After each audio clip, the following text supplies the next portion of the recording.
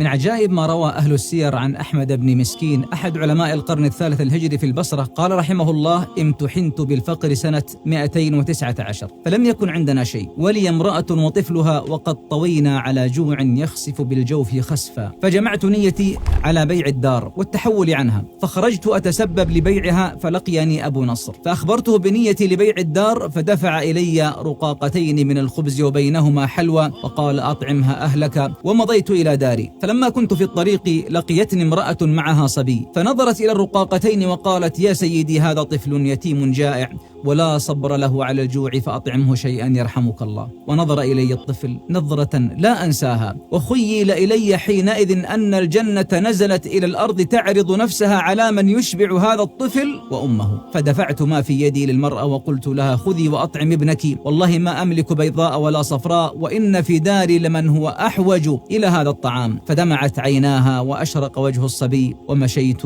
وأنا مهموم، وجلست إلى حائط أفكر في بيع الدار. وبينما أنا كذلك إذ مر أبو نصر وكأنه يطير فرحا، فقال: يا أبا محمد، ما يجلسك هاهنا وفي دارك الخير والغنى؟ قلت: سبحان الله، ومن أين يا أبا نصر؟ قال: جاء رجل من خراسان يسأل الناس عن أبيك أو أحد من أهله، ومعه أثقال وأحمال من الخير والأموال. فقلت: ما خبره؟ قال: إنه تاجر من البصرة، وقد كان أبوك أودعه مالا من 30 سنة فأفلس وانكسر المال، ثم ترك البصرة إلى خراسان فصلح أمره على التجارة هناك، وأيسر بعد المحنة، وأقبل بالثراء والغنى، فعاد إلى البصرة وأراد أن يتحلل، فجاءك بالمال وعليه ما كان يربحه في 30 سنة. يقول أحمد بن مسكين: حمدت الله وشكرته، وبحثت عن المرأة المحتاجة وابنها فكفيتهما وأجريت عليهما رزقا، ثم اتجرت في المال وجعلت أربه بالمعروف والصنيعة والإحسان، وهو مقبل يزداد ولا ينقص. وكأني قد أعجبتني نفسي، وسرني أني قد ملئت سجلات الملائكة بحسناتي، ورجوت أن أكون قد كتبت عند الله في الصالحين. فنمت ليلة فرأيتني في يوم القيامة والخلق يموج بعضهم في بعض، ورأيت الناس وقد وسعت أبدانهم، فهم يحملون أوزارهم على ظهورهم مخلوقة مجسمة، حتى لكأن الفاسق على ظهره مدينة كلها مخزيات. ثم وضعت الموازين وجيء بي لوزن أعمالي، فجعلت سيئاتي في كفة، وألقيت سجلات حسناتي في الأخرى، فطاشت الحسنات ورجحت السيئات، ثم جعلوا يلقون الحسنة بعد الحسنة مما كنت أصنعه، فإذا تحت كل حسنة شهوة خفية من شهوات النفس، كالرياء والغرور وحب المحمدة عند الناس، فلم يسلم لي شيء وهلكت عن حجتي. وسمعت صوتا يقول: ألم يبق له شيء؟ فقيل: بقي هذا. وأنا أنظر لأرى ما هذا الذي بقي، فإذا الرقاقتان اللتان أحسنت بهما على المرأة وابنها، فأيقنت